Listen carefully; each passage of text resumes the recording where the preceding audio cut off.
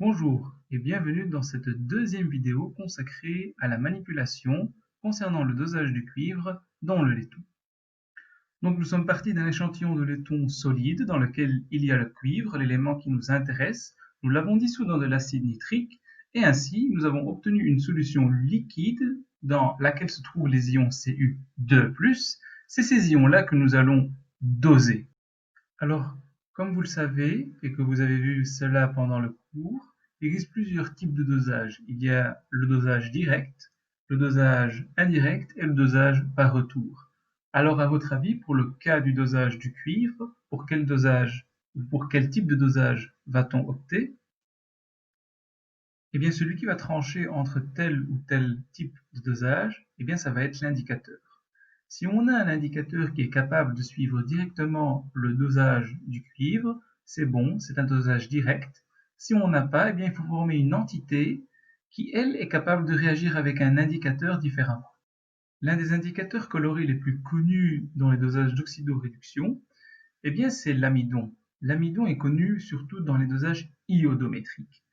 C'est-à-dire, donc, l'amidon prend une couleur différente avec l'iode, qui est un oxydant, et son réducteur, il prend une couleur différente. Et bien, puisque nous ne pouvons pas doser directement le cuivre parce que nous n'avons pas l'indicateur adéquat pour suivre ce dosage, ce que nous allons faire, c'est d'abord transformer le cuivre de plus en iode à travers un réactif, puis doser cet iode, et ce dosage sera suivi par le changement de couleur de l'amidon. Vu que nous n'allons pas doser le cuivre dans le laiton directement, eh bien le dosage du cuivre dans le laiton est qualifié de dosage indirect, parce que nous allons doser l'iode formé à partir du cuivre et d'un autre réactif. À votre avis, quel est cet autre réactif utilisé? Eh bien nous allons utiliser de l'iodure de potassium, du Ki en excès.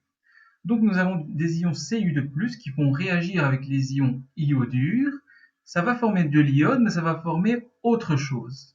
Alors mettez pause et essayez d'écrire l'équation globale de la réaction qui se produit. Nous allons considérer que c'est fait. Voilà donc l'équation obtenue. En fait, cette équation cache en réalité deux demi-équations. Une d'oxydation qui consiste en l'oxydation des ions iodures en iode et une de réduction qui consiste en la réduction des ions Cu2+, non pas en Cu1+, mais Cui. À votre avis, pourquoi on ne peut pas observer d'abord la réduction des ions Cu2+ en Cu+, et puis qu'ils soient précipités par les ions iodures? Eh bien parce que le potentiel standard du couple Cu2+, Cu+, est inférieur au potentiel standard du couple I2, I-.